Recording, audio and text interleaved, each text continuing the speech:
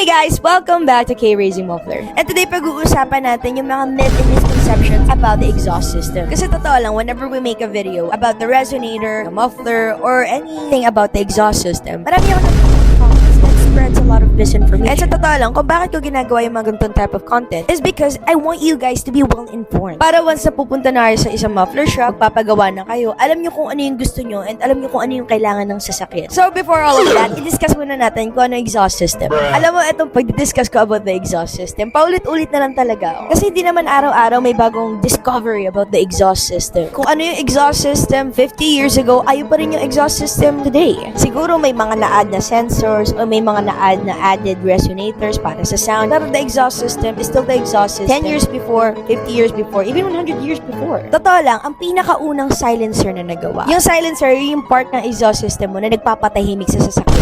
Totoo, ginawa siya ni Milton Reeves noong 1897. Bakit? Kasi ang ingay ng mga sasakyan. Narinig mo na ba yung sasakyan na naka-straight pipe? So imagine mo dati, yung mga bagong sasakyan, wala pa silang silencer. So napakaingay nila lang. Ang ingay, as in ang ingay. Si Milton Reeves, siya daw yung pinakauna tao na naglagay ng silencer in the automotive industry. Or at least siya yung pinakaunang tao na nakapag-file ng patent. And the reason kung bakit na-invent ang mufflers ay para patahimikin yung sound na nanggagaling sa engine natin. Kasi it's so fucking loud. And here comes the first misconception about mufflers. Number one is kapag tinanggal mo daw yung muffler mo, magkakaroon daw ng power loss sa engine. Or minsan makakakita ako na nag-comment, testimony siya dun sa comments ng K-Racing Muffler TikTok.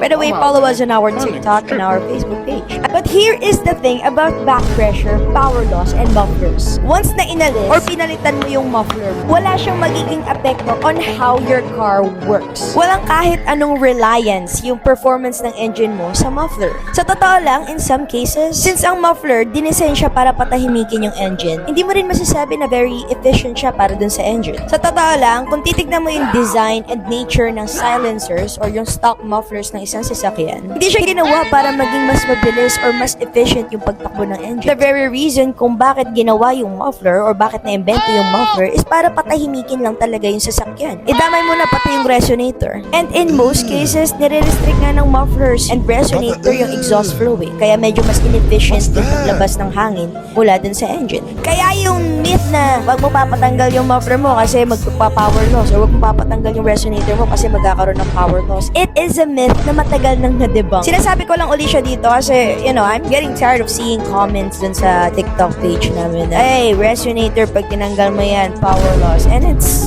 kind of tiring. Okay, so dun tayo sa next misconception and myths about the exhaust system. For the past few months, for the past few years, ang daming customer na nag-i-inquire sa akin about catalytic delete or CAT delete. Yung catalytic converter, guys, ito yung part ng exhaust system natin na nagfi-filter ng toxic gases na nagmumula dun sa engine. Dun sa pag-filter niya ng mga emission, nakaka-collect siya ng mga precious metal. Kaya maraming tao na bumibili ng catalytic converter dahil dun sa mga precious metals na yun. Ngayon, yung catalytic delete, usually, ginagawa namin siya dito sa shop kapag clogged na yung catalytic converter. Bakit? Kasi yung airflow nare-restrict. Lahat naman yata ng airflow kapag na-restrict, nagkakos siya ng problem. Ikaw, try mo. Inhale ka ng inhale, wag ka mag-e-exhale. Kakaroon ka na ng problema sa buhay mo. Hindi ko talaga masyado alam kung saan nanggaling yung myth na to, na kailangan mong tanggalin yung catalytic converter para magka-sound yung sasakyan. Pero sa totoo lang, may mga na-encounter na ako na instances ng mga muffler shop na kapag may mga customer na gusto pala kasi yung sound ng exhaust system nila, ang gusto nilang tanggalin is yung catalytic converter. And the reason kung bakit tinawag itong myth is because hindi mo naman talaga kailangan na tanggalin yung catalytic converter if gusto mo lang lumakas yung sound ng exhaust system mo. Like what I said, yung catalytic converter, ang purpose niya dito sa exhaust system natin is para i-clean out yung emission na lumalabas sa engine. Para naman hindi tayo masyado ma-suffocate dito sa Earth. So ngayon, kailangan ba natin tanggalin ng catalytic converter para magkaroon ng sound ang ating exhaust system? Hindi natin kailangan tanggalin yun. Ang kailangan lang nating tanggalin is yung mga part ng exhaust system na nagpapatahimik dun sa engine. Katulad ng resonator tapos ng silencer. Once na matanggal mo na yon, maganda na yung sound, maganda yung magiging sound ng exhaust system mo kahit pa paano at least. So, the myth na kailangan mo tanggalin yung catalytic converter para magkaroon ng sound yung exhaust system mo